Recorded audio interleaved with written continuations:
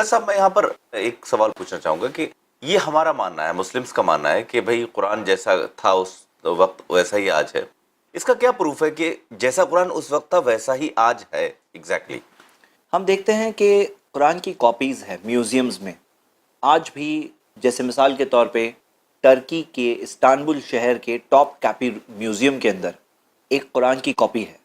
اسی طرح former Soviet Russia میں جو ازبیکستان جو کنٹری ابھی ہے، اس کے تاشکند شہر کے سٹی میوزیم کے اندر ایک قرآن کی کاپی ہے.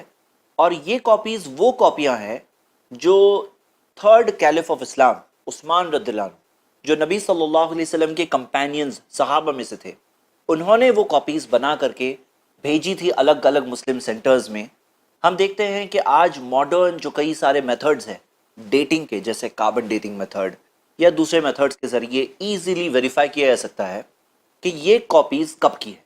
تو ہم دیکھتے ہیں کہ نبی صلی اللہ علیہ وسلم کے زمانے کو پانے والے جو صحابہ کی زمانے کی کاپیز آج تک ویسی کے ویسی محفوظ ہے.